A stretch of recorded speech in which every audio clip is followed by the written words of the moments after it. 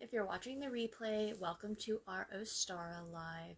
This is a part of our Sabbat series. Usually we have Angel here, but today it's just going to be me. So if you're watching this on the replay, feel free to comment throughout the video as if it's happening live, and either I or Angel will probably get back to you, but we'll both read it. I'm just going to go ahead and pull up the live on my computer. If you're watching the replay, are you doing anything for Ostara? If you're watching this on Ostara, how is it going? I'm just going to give it a minute for people to jump in. Ooh, I see people already jumping in. Hello, hello. So it is just going to be me tonight. I'm pulling up the live on my computer to give everybody a couple minutes.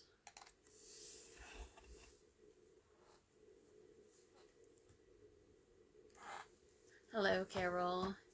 Hello, Patience. I see everybody jumping in now. Thankfully, I do see comments on my phone. I just want to pull it up just in case. How's everybody doing today? If you hear random meows, it's my cat. They're very talkative.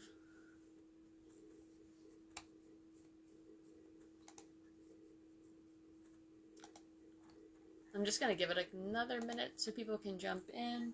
But we already have a guest, so let me grab him. Woo!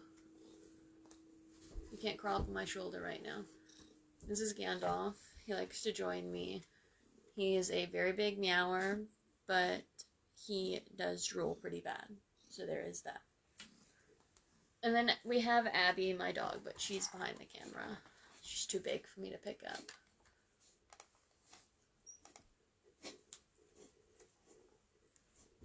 Thank you. I thought I would dress up, for the live. It's not Ostara today, obviously, but I thought I would just dress up.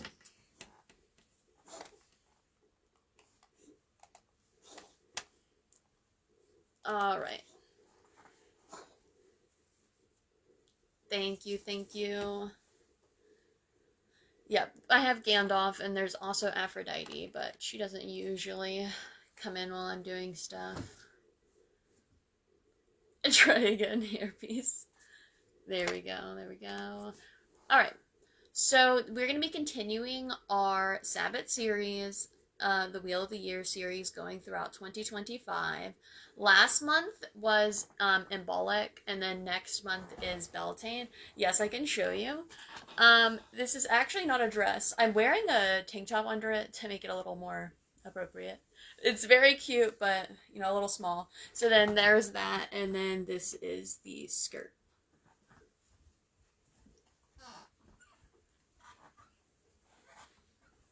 Alright. So let's just get into the basics, the background of it. What is Ostara? When is it? Why do we celebrate it? Also, if I'm weirdly looking to the side, that's because where all my notes are, and that's where I can see also the live. So, what is Ostara? Ostara is a pagan holiday that celebrates the rebirth, renewal, and balance of spring. It's a time to celebrate the Earth's renewal, revitalize personal growth, and celebrate life and fertility.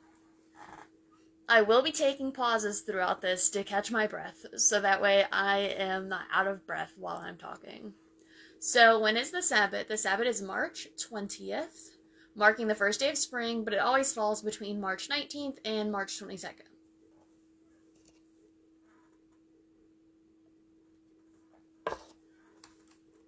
So, why is this a holiday? It's an age-old festival that celebrates the arrival of spring, encapsulating the spirit of rejuvenation, rebirth, and vibrant new growth. Celebrated because of its spiritual transitions, it's also a celebration of balance, a moment of respect for life's eternal cycle, of renewal. It also signifies coming from joy and honoring the world's rebirth after winter, welcoming the new promise of life, and the becoming of warmth and longer days. And it's always marked by the day where the day and the night share the equal amount of time.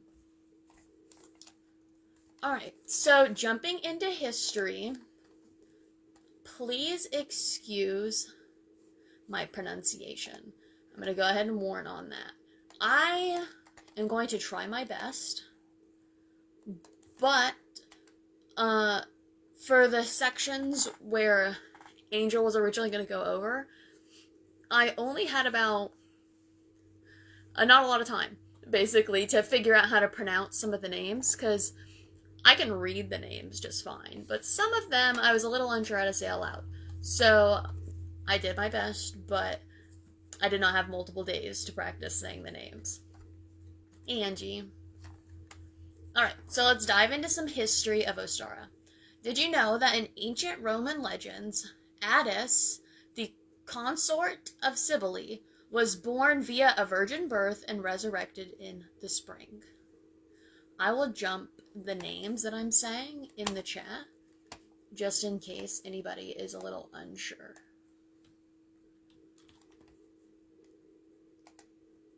Alright, so there's Attis, and here is Cybele. Because I'm going to be saying these words a lot throughout the live, so I just want you to know what I'm talking about when I say it. And then this right here, I haven't gotten to this yet, but this is Ostara. Okay, so I'll go back to reading.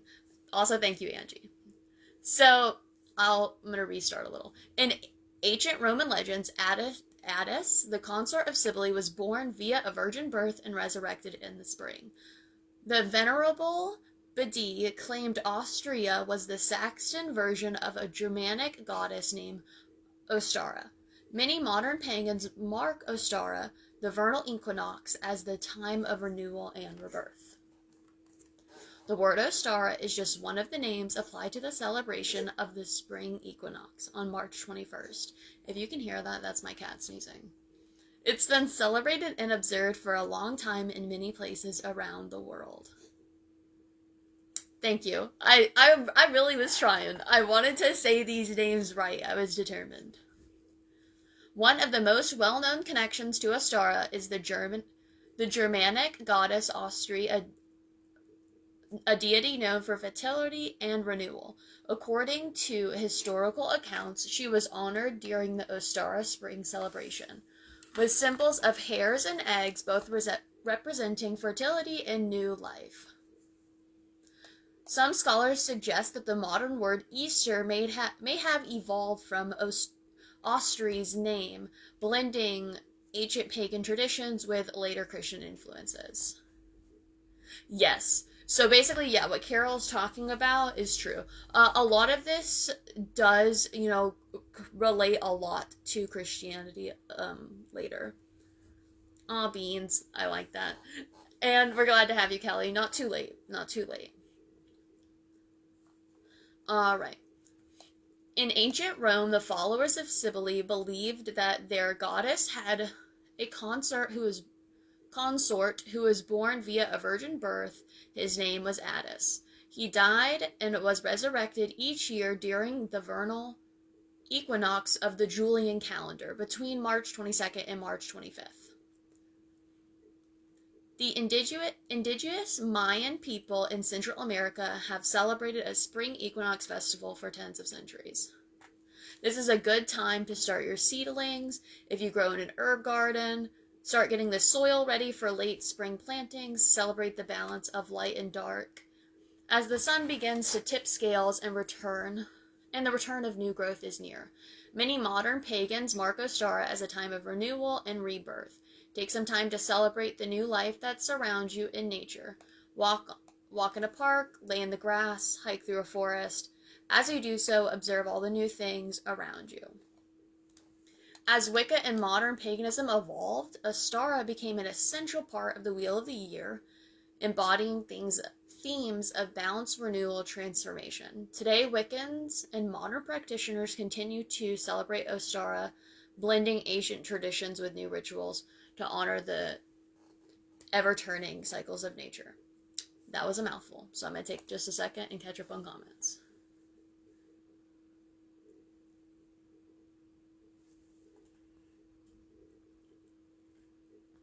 I've always looked them up to make sure I'm pronouncing them right. Sometimes I look them up and then I'm like very confident in how to pronounce them. And then about 25 minutes later, when I'm staring at a bunch of names, my brain no longer remembers how to say it. Because then I'm staring at like so many words and I'm like, well, I had it. And then what's funny is it'll be after the live and then I'll know it right in my mind. I'll be like, hmm. So what I did this time is the ones I was less confident in, I like broke down that pronunciation on the side so that way I'd have a good reminder. So, let's quickly go over some lore around Ostara. The story of Roman god Mithras. I'll put the name in the chat. There you go. The Roman god Mithras is similar to the tale of Jesus Christ and his resurrection, born at the winter solstice and resurrecting in the spring. Mithras has helped his followers ascend to the realm of light after death. In one legend, Mithras who was popular amongst members of the Roman military, was ordered by the sun to sacrifice a white bull. He reluctantly obeyed, but at the moment when his knife entered the creature's body, a miracle took place. The bull turned into the moon, and Mithras' cloak became the night sky. Where the bull's blood fell, flowers grew, and stalks of grain sprouted from its tail. And there you go, and we're glad to have you, Kimberly. Alright, so let's hop into the Zodiac Association. The first day of the Aries season, use this fiery energy to kindle your passions, aspirations, and goals. Embrace the courage and determination of the Ram, fueling your journey for renewal and growth. Alright. So let's hop into some symbols. One of the symbols is eggs, which symbolize fertility, new life, the potential for growth, the awakening of the earth, and rebirth of nature. Also, cauldrons with fire in them represent the warming of the earth and the coming of the sun. Also, a symbol could be cauldrons of spring water. Also, a jar or a chalice or container of honey to symbolize abundance and fertility. A black and a white candle to symbolize the balance of light and dark. Flowers to symbolize the blossoming of nature and the earth's awakening. 4-leaf clovers to manifest good fortune this spring. Seeds and bulbs to represent the promise of new life. And then just some quick other symbols. Fairies, the sun and the moon, ribbon, baskets, twigs, and primrose. So let's get into different types of spell work commonly used during Ostara. So let's talk about candle magic, blessings, and invocations first. So fire represents the growing light of the sun, making candle magic a meaningful part of Ostara rituals. Some different practices include lighting a green and yellow candles to attract growth, abundance, and positivity. Saying a blessing or invocation to deities like Ostara, Freya, or Ostara's spirit guides. Writing down intentions for the new season and burning them as an act of release and renewal, and so forth. Other types of spells, spell work done can be outdoor celebrations and nature connections. The pagan origins of Ostara emphasize a deep bond with nature, making outdoor rituals especially powerful during this time. So we can do nature walks and meditations where you are observing the changing earth, maybe drawing different things that are happening, also drawing energy from the landscape. Drawing two different forms, drawing and drawing the energy. And then we have planting flowers and trees, honoring the rebirth of nature by giving back to the land. And then also sunrise or sunset rituals, watching the day end and watching the new day begin, doing meditation, and you can just have gratitude for the sun. The pastel colors are really pretty. And yeah, I do most of my divination and spell work outside, to be honest. I have a giant rock in my yard by my well, and I really like sitting on it. All right, so let's hop into some different colors that can represent Ostara. Here we come with those pastels like we were just talking about. So pastel colors, soft colors like pink, lavender, and light blue, representing the gentle energy of spring and the blossoming of nature. Yellow, which symbolizes the sun's increasing warmth and power. Green, representing the new growth and renewal of spring. Orange, which represents vibrant, energetic and joyful qualities of spring. And then white, which is symbolizing purity, renewal, and new beginnings, all associated with the spring equinox. Also gold, and I didn't list the reason why for gold. I just added it. I planned on adding the reason, but I didn't. But I gave you all of the reasons besides gold, so you can go with that. Deities. Let's start going over some different deity associations. Yeah, Beltane is one of my favorites. That's our next Sabbat live that we'll be doing. So for the first deity, we're going to go over Artemis. And so the twin sister of Apollo, Artemis was the ancient Greek goddess of the moon and the hunt. A sworn virgin, Artemis preferred the company of her hunting dogs and was always depicted wearing her bow or a shooting arrow, but was also the protector of childbirth and young girls. Some of her sacred symbols are the deer, the cypress, and the waning moon. Nope, the waxing moon. I don't know why I said waning. Artemis was celebrated in spring. A festival for her and Apollo was held on the last day of the month, now we call March, later incorporated into the Roman pantheon as Diana. Artemis is celebrated to this day in Wiccan traditions as one of the maiden manifestations of the triple goddess.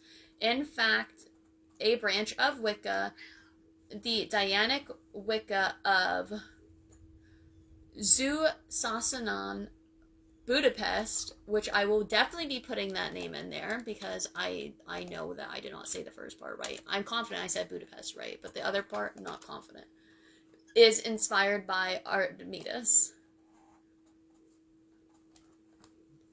Alright, next up we're going to go with Ostara, or later known as Ostara. So the goddess of spring herself, although most sources we have come from writings of Benedictine monk. Alright, let's put that in chat too. Okay, so most of the sources of writing come from the Benedictine monk deity in the late 7th century. It says that Ostara was worshipped by the Saxons and the Germanic tribes for hundreds of years. Many festivals were held in honor, starting at the vernal equinox and continuing well into April. In fact, the whole month of April, Ostari Moneth was named after her. Again, I will be putting that name into chat. There you go. Our ancestors saw Ostara as a beautiful white-clad maiden, the embodiment of spring dawn. They gathered water from the brooks, which were considered holy this time of year, and washed it to restore youthfulness. As spring, in this time, hens started laying eggs and new chickens would hatch. They also painted the eggs and buried them to fulfill their wishes. Not surprisingly, the egg is a core Ostara symbol, and like we mentioned earlier. So Ostara's other core symbol, the hare, which we did mention. I don't know if we mentioned the hare yet. We either did mention it or I'm going to mention it in a little bit. First appears in 1835 German mythology book, but given that Ostara celebrates new life and fertility, the hare is a very predominant symbol. When Christianity became the official religion of the Roman Empire, many old pagan festivals were transformed or repurposed as Christian celebrations. That's why we have that such close knit, because a lot of them were just respun in a Christian light, so to speak. So it made it easier to transition into the new religion, if they could like bring over the same holidays. So basically the festival of Ostara later became the Christian Easter, like so commonly with the bunnies and the eggs. So it continues, Ostara continues to live on in the mainstream average day home, even by people who have no freaking clue what Ostara is. So let's go into the next deity. We have Eos, spelled Eos. Ostara may have given her name to Easter, but the ancient Greek goddess of dawn, Ethos, is probably the inspiration in her name. In contrast to Estuary, let me put that name in chat. I was grabbing it real quick. There we go. I don't know why, but Facebook just tried to tag some random company when I tried to put that name in chat. That was super bizarre. Okay, there we go. Not tagged now. Alright. So, this, in contrast to Ostri, the name I just put in chat, Eros was not a virgin. She was always in love, cursed by Aphrodite with an insatiable sexual desire. So, to cure her lust, Eos abducted many young men to take in as lovers. As you do. So, basically, Eos was a Titaness, older than the Olympian gods, but forever young and beautiful. Sister of the sun and of the moon, she rose every morning to open the gates of heaven for the sun to rise. I did that because it's a quote. She wore a saffron robe with flowers, had rosy fingers, and white feathered wings. Many considered her to be the inspiration behind angels in Hebrew and Christian mythology. Also, the fact that she gave birth to the morning star, makes it more plausible. Yeah, patience is such... Yeah, as in tradition. What you do. It just seemed fitting right there. Okay, so the next deity we're going to go over is Persephone. Everything in nature contains the seed of its opposite. Every spring contains the seed of autumn. Persephone, the daughter of Greek goddess Earth, Demeter, is the ultimate manifestation of this Ostara energy. The beautiful maiden Persephone was abducted by Hades and carried to his underworld domain. Demeter, devastated by the loss of her child, brought drought and winter upon Earth. People were starving, so Zeus had to intervene. He ordered Hades to return Persephone to the world of the living, but Hades, in love with Persephone, offered her a pomegranate. Persephone ate 6 seeds. So according to underworld law, she was now bound to Hades for 6 months every year. When Persephone would emerge in spring, Demeter would fill the earth with flowers. Then Persephone would go back to Hades in the autumn. Demeter would let the earth dry out. Half of the year, Persephone was responsible for the growth of grain, whereas the other half was the queen of the afterlife.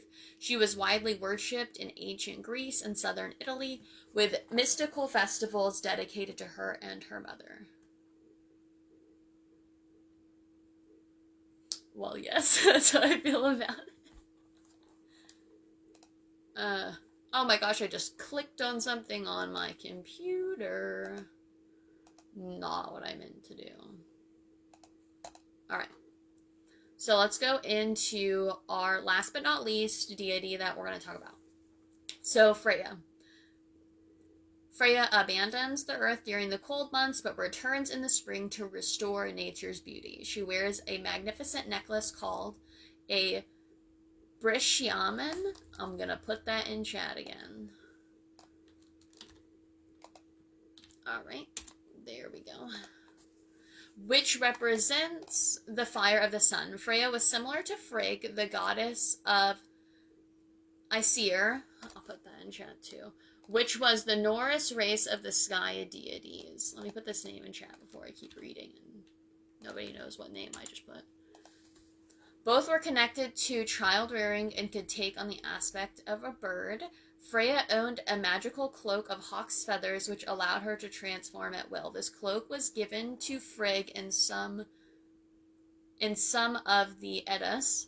As the wife of Odin, All-Father, Freya was often called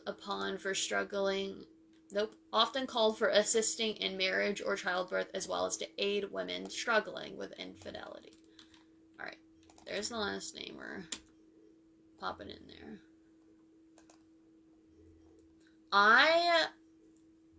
I'm sure Angel found a really good reference for some of the information she pulled about the deities. Unfortunately, don't have the reference, but I will have her drop it in the comments. I don't know if she got them from multiple places or what she did, but I will have her drop the references in there, so if you like those deities or you work with them, you can, like, you know, research that a little bit more. So let's hop into the herbs and flowers, hey Ronnie, and talk about some different types of herbs and flowers that are in relation to Ostara. So obviously we have spring flowers because hello, springtime, spring flowers. So daffodils represent the new beginning, hope, and the arrival of spring. Sorry if I just shook that. Primrose symbolizes youth, renewal, and the growth of new life. Violets represent love, protection, and the magic of spring. Tulips symbolize love, passion, and the awakening of the earth. Hyacinth, there we go, I thought I was going to forget, represents rebirth, dedication, and the energy of spring. Lilies, okay, now I'm just going to list a bunch of them and not tell you the meaning or like why they connect. But lilies, crocuses, clover, forsythia grows, honeysuckle, iris, jasmine, lemon balm, lilac, mint, the one Carol just typed, narcissus, peonies, tansies, and then different types of trees. Yes, you did read my mind. That's okay. Different types of trees, acorn, dogwood. I love dogwood trees. Elder, olive, also love those. Pine, no shade, I do not like the pine trees around my house. And then lastly, willow trees, which I also love. Alright, so next we're going to go over crystals and stones. Here's a message from Angel. These are some of Angel's favorite crystals and stones. As there are a lot that resonate with Ostara, she picked her favorites to go over. The list is not all the stones and crystals that can be used during the Sabbat. Poor serenity. Only look at the dogwood trees through the window. They're very pretty. Don't go near them. That is unfortunate. Dogwood trees are so pretty. Alright, so let's go over some of Angel's favorite stones and crystals that relate to Ostara. So we're going to start with rose quartz. Because its soothing, loving vibes are too hard to ignore, this stone literally loves you. It's a perfect stone for Ostara because it brings love, beauty, and calm energy to its space. Amethyst, which is one I enjoy, and if Crystal is watching, I know Crystal does not vibe with amethyst. Crystal is a good one for the Ostara Sabbat as it increases dreams, psychic abilities, and can also aid with helping support sobriety. Next we have oh my gosh, I knew I was going to do this. Lipidolite? I can't. I said this like 3 times before the live started, and I knew this was gonna... I said all of those deity names, and that the crystals is where it gets me. So, so basically, we know that fairies and fae folk like to come around a lot more, in the spring. So this crystal, works well with that, so it helps pairing with Ostara. So it helps to attract fae energy, so you can add it to your garden or your space. Also, it is helpful in balancing one's chakras, which goes with the theme of Ostara. Next, we have moss agate, which in the spring, we have that green and like the hedge witch planting seeds. That really goes along with that. But also, moss agate is a gardener's stone and is super effective in helping plants grow and stay strong through the spring and the summer. It is said that you can bury 4 moss agates in each corner of your garden to aid in growth at the beginning of Ostara. Let me read that out loud instead of just reading in my head. Kelly says, I used to hate amethyst until my oldest insisted when she held it, I'm a fish, because when she was 2, she oh my gosh, she misheard you, and that's how she said it. I love that. That is super cute. I was reading it in my head, and I was like, maybe I should just read it out loud for all of us. Alright, so next let's go to Bloodstone, a beautiful dark green stone with red flakes. The red flakes are what gives it its name, Bloodstone. It's used in healing measures to get the blood flowing, so to speak. And Ostara is all about balance, so Bloodstone is good because it is very helpful for balancing and stabilizing emotions. Your daughter is Jade Amethyst. That's beautiful. Ooh, a Moss Agate Pendulum. That is really good timing. Green Adventuring, I would definitely say so too. Also, not on the list either, but I would say Honey Calcite. I have like one small piece of Honey Calcite, and he's hiding around here somewhere. I don't know where. I'm not going to go look for him. But that's one of my favorites that I would say to add here. Okay, so next we have turquoise,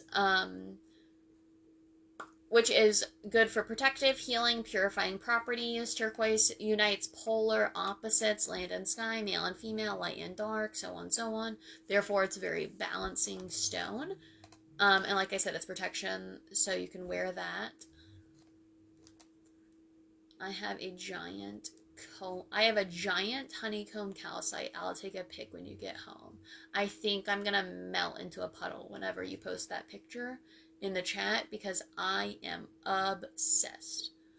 Yeah, Ronnie, I like the 4 moss agate stones buried as well. If someone does that in your garden, just like boom, goes crazy, you should post a picture again in the comments. That would be super cool. And if it's past time to where the comments like are no longer shown on Facebook and it's just the link, how you would do that is just comment on the post with the link if you want to share any photos, because then you don't have to put the comment with the photo on YouTube because you can't post a photo on YouTube comments, but you can put it still in the comment of the guide later if you want to post a picture and have it stay. A little off topic, but probably helpful for future videos. So also we have, lastly, the last one of Angel's favorite she listed was selenite, also called the Angel's Crystal, linked to the moon and lunar deities, also to the angelic realm. A very purifying and high vibrational crystal, and you don't ever have to cleanse it because, you know, selenite is a cleansing wand, so to speak. Self-cleansing. Some people agree that all crystals are self-cleansing, personal preference, but selenite is the one that is usually very well all considered to be that. So you can use it for balancing energy, connecting to the divine, or bringing about a sense of peace or renewal.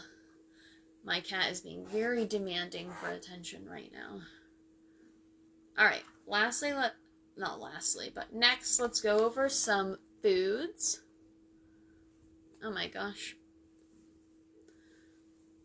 He's too energetic for my lap right now, but he's moving around too much. Alright, so let's go over some different types of food. Ostara's cuisine is fresh, vibrant, reflective of like the season's bounty. So mainly using like locally sourced or like seasonal food. So like i.e. not a pumpkin.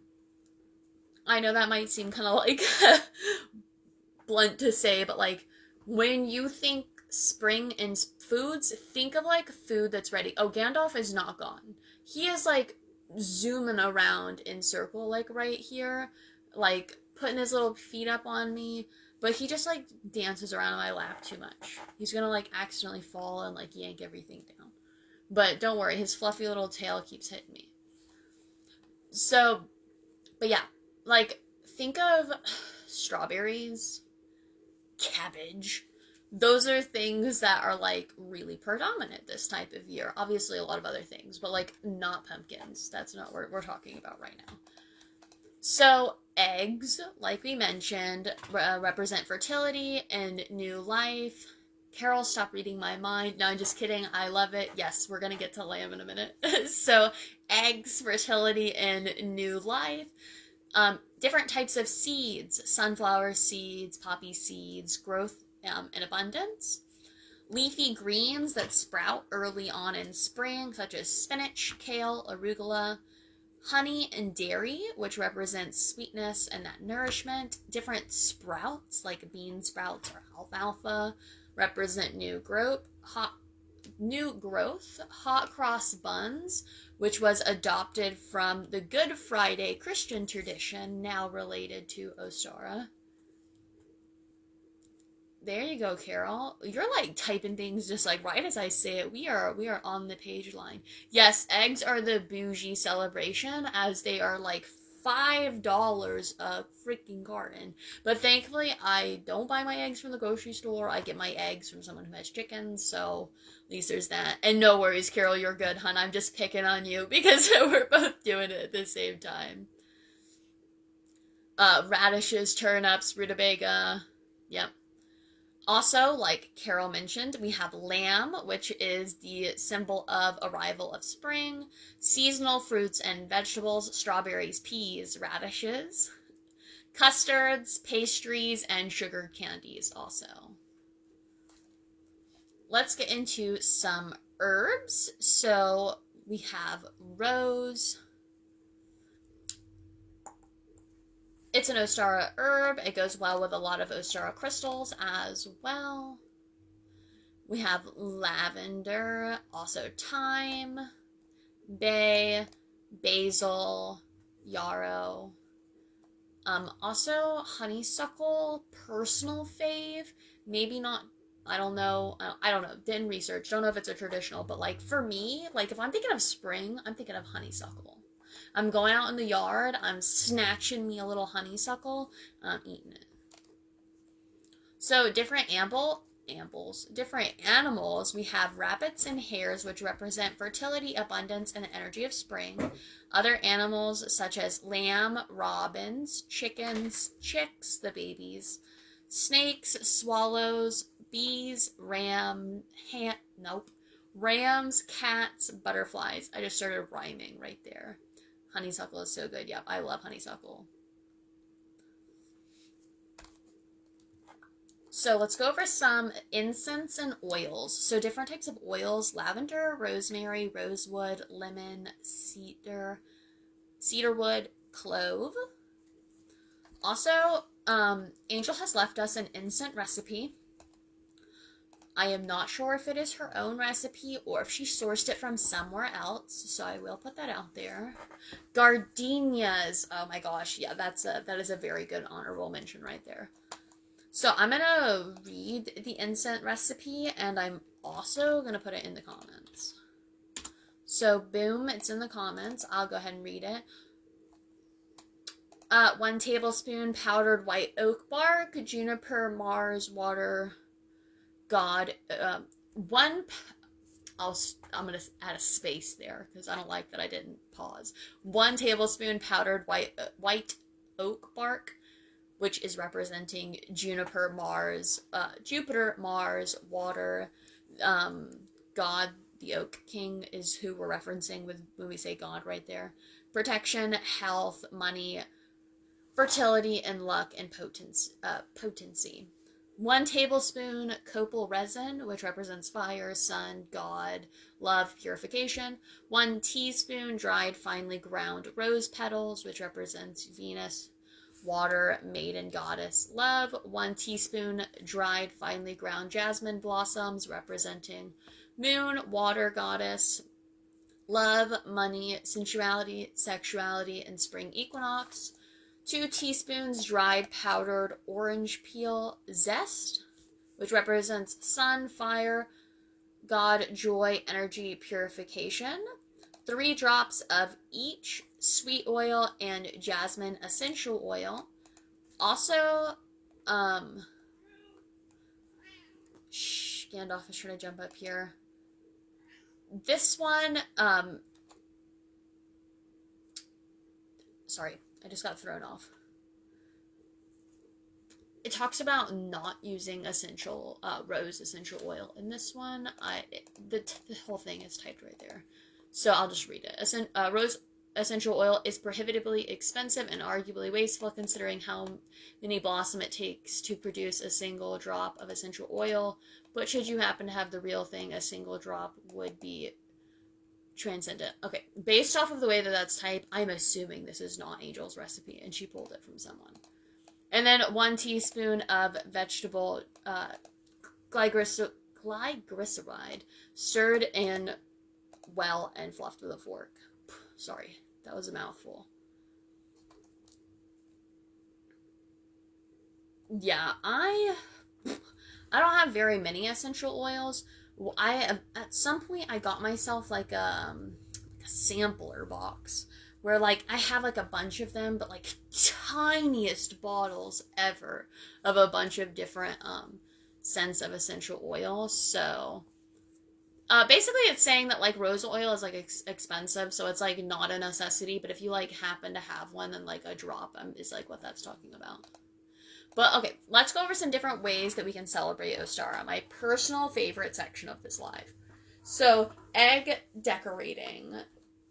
Eggs, like I've mentioned multiple times, representing new life, and we decorate them with symbols and colors that represent Ostara. So when we're thinking egg decorating, the way that like separates it, like you're doing something for Ostara versus you're just egg decorating, is what you're putting on the eggs has some correlation, or representation for Ostara, rather than just boom, dumping something on the egg.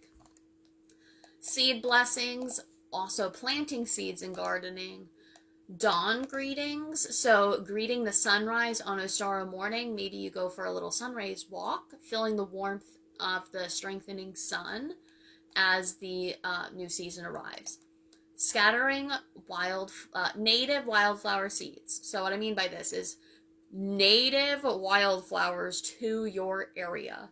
Scattering seeds for those. You don't want to be scattering seeds for some invasive species to your area, so please do some research with that. Creating an Ostara altar, meditating on balance, spring cleaning, one I really like, doing yoga, making candles, volunteering at a community garden, donating food or clothing or resources to other people. Also, small acts of kindness, such as helping out a neighbor with yard work, sharing a meal with someone. So, some different decorations. Like we talked about, for different decorations, we have all of those symbols that we talked about. And so, for decorations, you could just put those different items on an altar. You could tie in the colors. You could use statues of different deities that represent tying to Ostara. If you don't have deity statues, you could use items that represent a deity on the altar in placement for that deity, if that makes sense. All right. Oh, and you can also include offerings on your altar. So let's go over 2 different tarot spreads. I did not create a personal tarot spread for this Ostara, but I did pull 2 different spreads that I found that I actually really liked. So the first spread is just a simple 4-card pull, legit 4 cards in order. So 1, 2, 3, 4. Card number 1 is what seeds and dreams to plant. Card number 2, what do they need to grow? Card number 3, how to nurture them and yourself. Card number 4, how to prep for their arrival. All right.